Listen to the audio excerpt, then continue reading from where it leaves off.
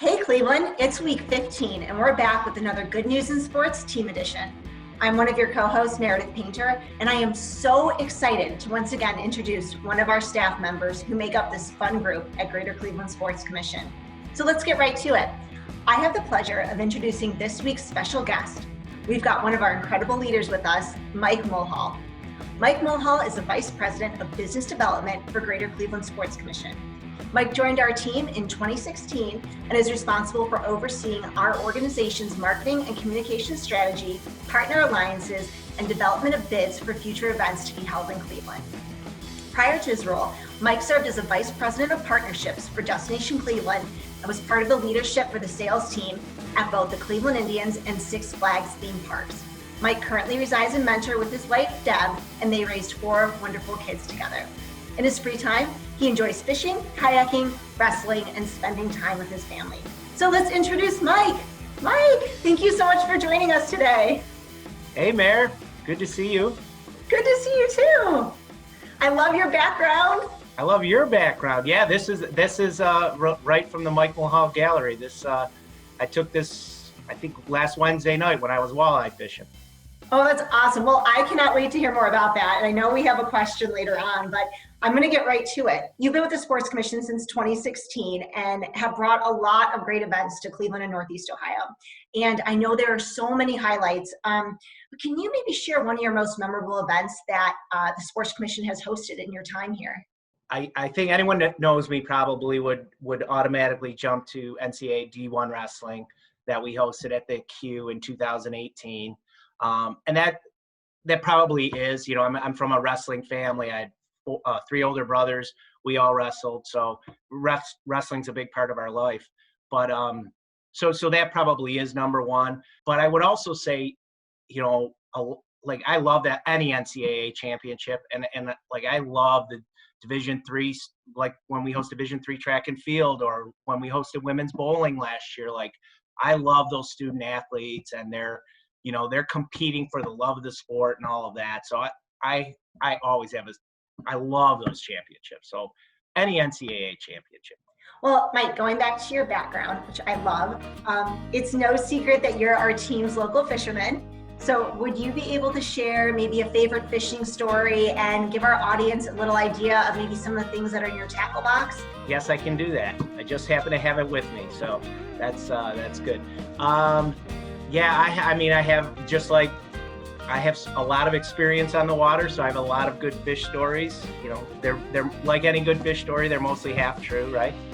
I will say just last week, this is timely, I was river fishing in my kayak, and I hooked into what I thought was going to be the world's largest northern pike. And as I'm fighting the fish, I'm thinking that, I'm picturing myself on the cover of Field and Stream with this giant northern pike and beautiful fish. And so I'm fighting it. It's tugging me all over the river. And it turns out to be this massive, ugly catfish. So I am not going to be on the cover of Field and Stream, but it was a lot of fun. And then for my tackle box, I have all kinds of good stuff. Like I said, I just happen to have it with me. So I'll grab a few of my favorite lures. So this is called a wheat craw. It looks like a little crayfish, and it looks really cool in the water, and I have a lot of success with that guy. I have a daredevil, a red and white daredevil spoon.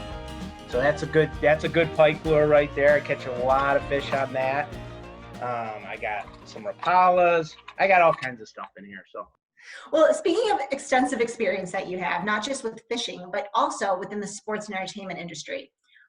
In fact, our team, myself included, usually come to you for advice with a lot of things going on with our industry. Would you mind sharing maybe a piece of advice that you would give anyone who's looking into going into sports? Most of the things that make you successful in this industry or any industry are the things you learned in kindergarten. Be a good teammate.